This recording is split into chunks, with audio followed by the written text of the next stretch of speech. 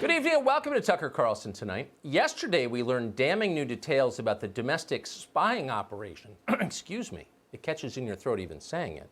The domestic spying operation the Obama administration ran from the White House against its political enemies, General Mike Flynn chief among them. Today, fallout from that scandal. We'll have an update for you in just a minute on that.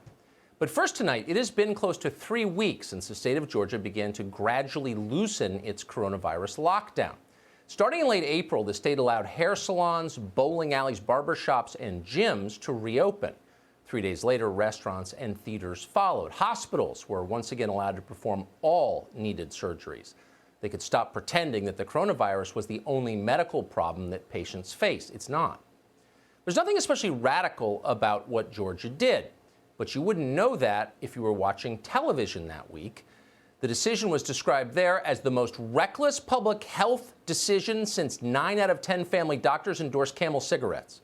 Untold millions would die because Georgia was reopening. The state of Georgia would be flattened by a tidal wave of corpses.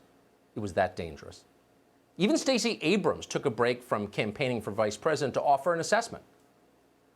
We honestly don't understand. The mayors of our largest cities have all expressed deep concern, as have our scientists. This makes no sense, and it doesn't improve our economy. It simply puts more Georgians at risk.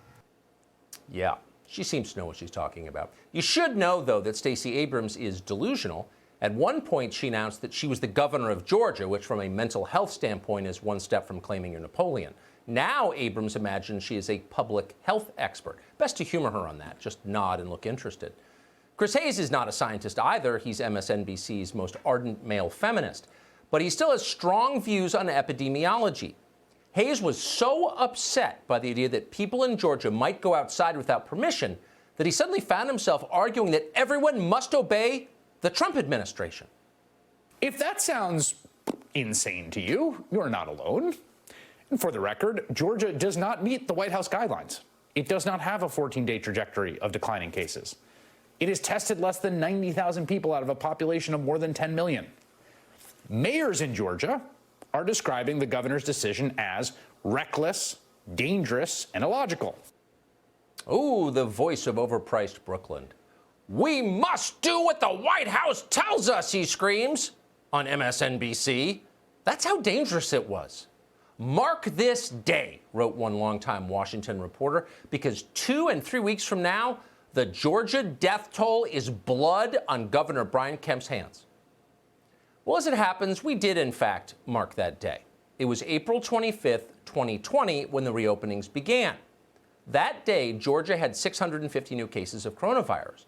Yesterday, which was 18 days later, Georgia had a total of 555 cases of coronavirus. Infections and death in Georgia have been declining since early April. That's why they began to reopen it. There are still sick people in the state. There will be for a while. Some of them will die. But as of tonight, Georgia's numbers, the actual numbers, are no worse than the national average. And that tells us a lot. We should be thrilled by this news because it suggests that America can begin to return to normal, restore rights stolen from the population, maybe even treat citizens like adults once again, and not court medical disaster. You would think our leaders would be racing to the podium to share this great news. But of course, they're not. Just the opposite, in fact. They're doubling down on authoritarianism. They enjoy being in total control of your life. They do not plan to relinquish the power they received from this pandemic anytime soon, if ever. The city of Los Angeles, for example, has extended its lockdown through the end of July. Citizens there will have to wear masks at all times, even when they're outside where the risk of transmission is minimal. Mayor Eric Garcetti did not explain the science behind these commands. There isn't any science. Instead, Garcetti told his city that until there is a, quote, cure for the virus, life will never go back to normal. Never. The mayor did not mention that it's possible, in fact, it's likely, that there never will be a cure for the coronavirus. Whatever. Nancy Pelosi didn't ask questions about it. She just quickly endorsed the whole thing. There are a lot of people in Los Angeles County who are saying, whoa, 3 more months. I can't survive this as a small business. I can't survive this as someone who's out of work. Well, of course, I agree with the decisions of the people on the ground in their particular venue and location. So yes, it's inconvenient, but it's even more inconvenient if you're going to be infected or worse. Yeah, it's inconvenient. Yeah, it's inconvenient. But it's not as inconvenient as getting infected with a deadly disease, says Pelosi. And it's a good talking point, by the way. Hat tip to the 26-year-old staffer who wrote it. But as a factual matter, it is wrong. For the overwhelming majority of Americans, the lockdowns are far worse than getting sick with the Wuhan coronavirus. If you're under 60, the odds of dying from this virus are fewer than 1 in 1,000, probably less than 1 in 10,000. The odds, meanwhile, that government lockdowns are making you poor and destroying your life, those chances are far higher than that. Ask yourself, how many healthy middle-aged people do you know who've died from this virus? Maybe you know someone.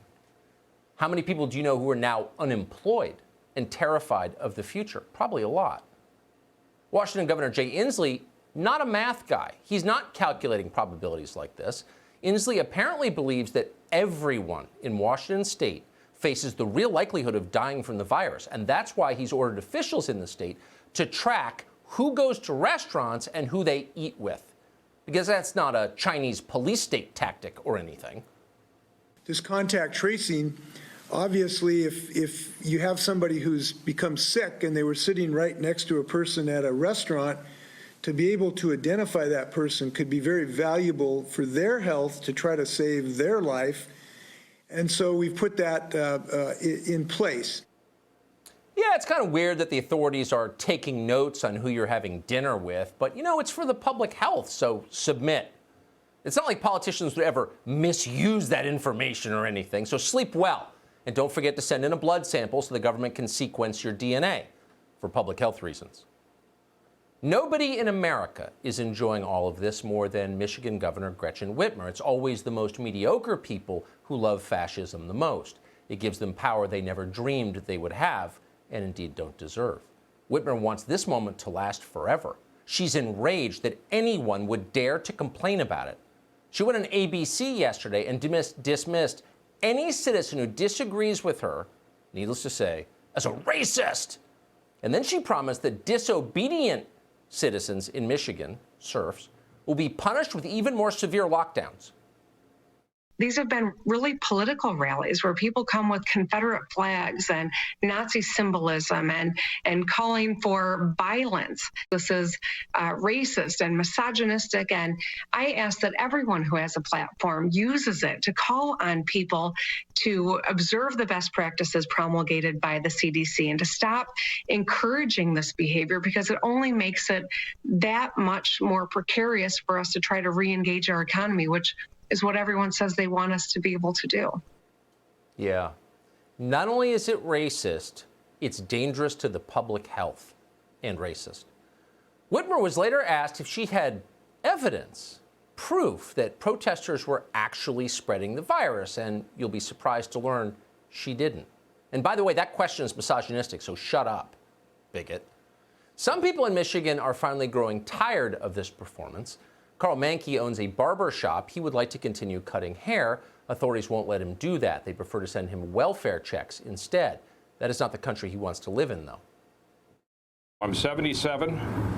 I've always worked. I've never looked for handouts. I don't even know what they are. I had somebody call me and say, well, why didn't you get on food stamps? Well, you know, I don't want food stamps. I want to work.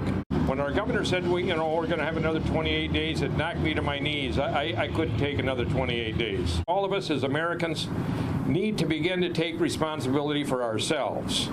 You know, I feel that the government is not my mother, never has been. Right. You know, and matter of fact, this administration, for the most part, I've been in business longer than they've been alive. Gretchen Whitmer was not amused by that. Government is not my mom? Misogyny. And by the way, cutting hair is racist. So Whitmer's administration tried to shut Mankey down with a court order, because there's nothing else going on in Michigan right now. A judge resisted that. It was too far.